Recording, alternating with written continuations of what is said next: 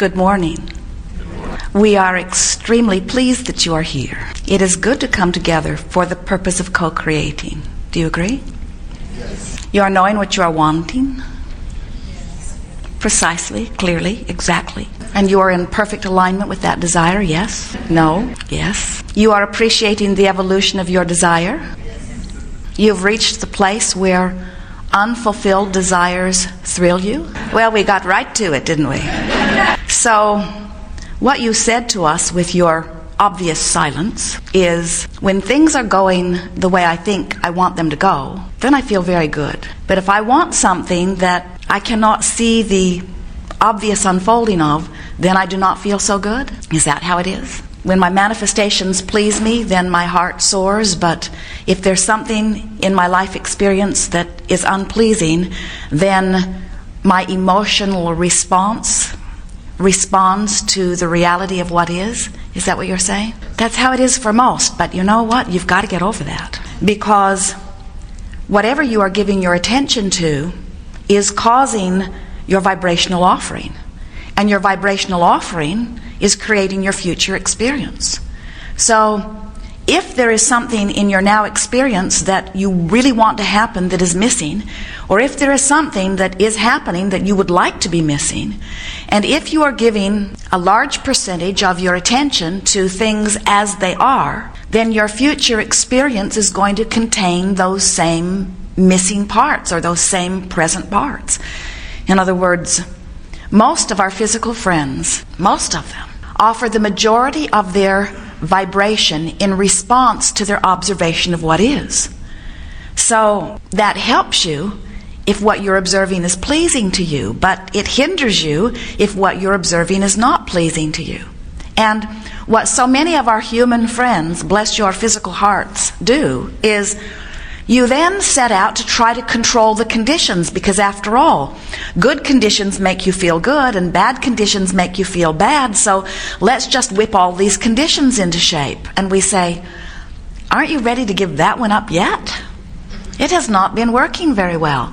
You can't get enough power or enough force or enough bombs or enough influence or enough numbers in agreement with you, gathered with you, to change enough circumstances to control your vibration. And anyway, it is really the hard way of going about it. It is truly an action journey that is an uphill battle, fighting the current or energy stream that creates worlds. What we want to show you here, as we are chewing through the details of your experiences together today, we want to show you how, rather than attempting the action journey, which is controlling conditions, we want to show you how to take an emotional journey, which is controlling your vibration. Because when you control your vibration, you control what you are putting out vibrationally. And when you are aware of and deliberately putting your vibration out purposefully or deliberately, then what comes back to you is managed by you.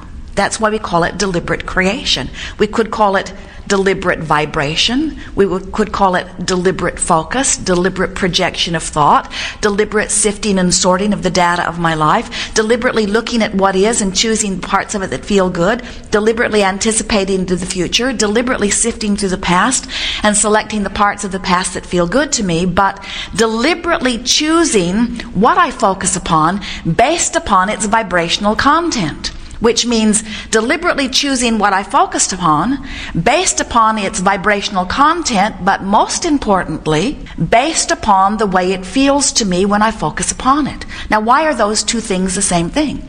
Because what you are doing vibrationally and what you feel are always the same thing.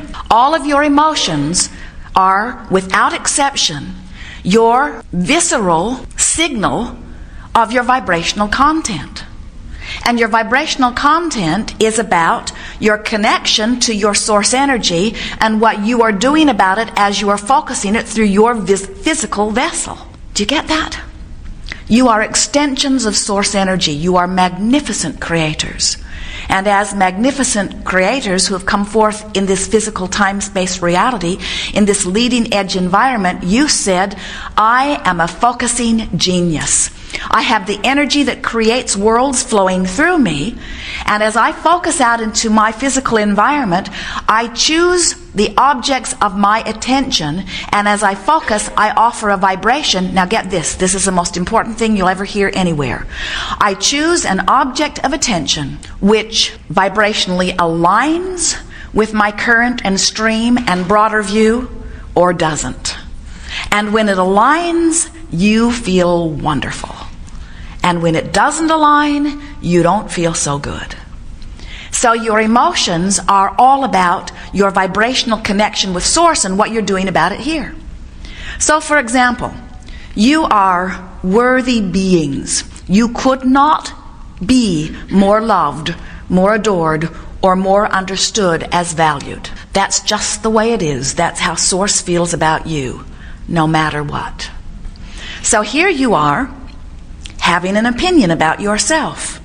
And if your opinion happens to be one such as, I'm really good, then your focus is in such alignment with how Source feels about you that there's no contradiction, no resistance in your vibration.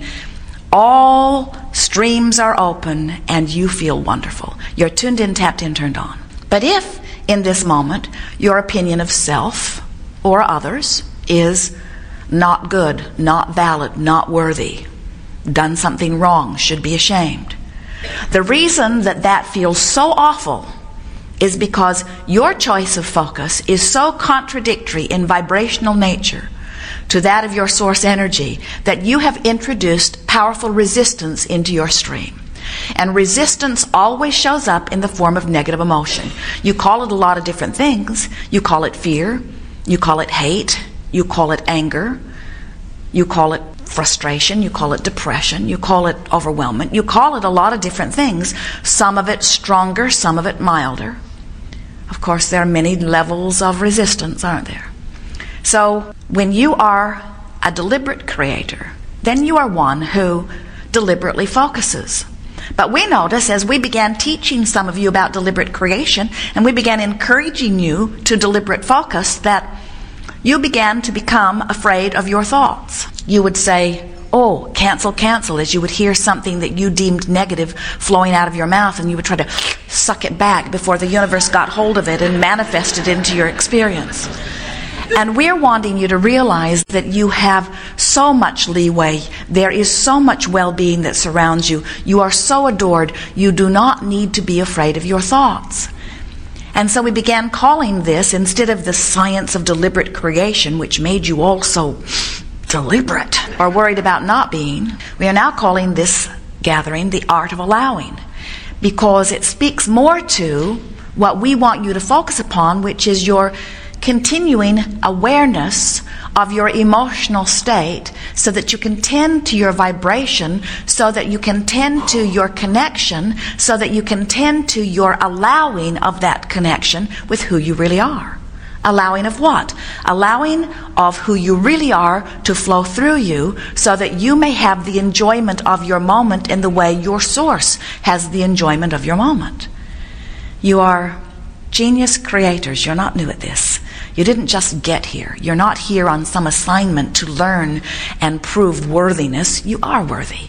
You are magnificent creators here in a leading edge environment, intending to utilize the energy that creates worlds toward your creative ends.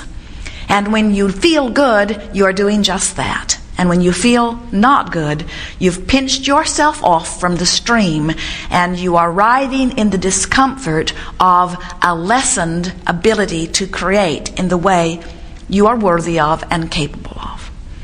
So the art of allowing is about reminding you so that you can deliberately, consciously reconnect with that stream of energy first and foremost. If you will tend to your stream, if you will tend to your connection with your stream, everything that you desire will flow easily into your experience. So we want to make a distinction today, as we are chewing back and forth with you, about the difference between the action journey that so many of you have been embarking upon as you have attempted to control the conditions of your experience.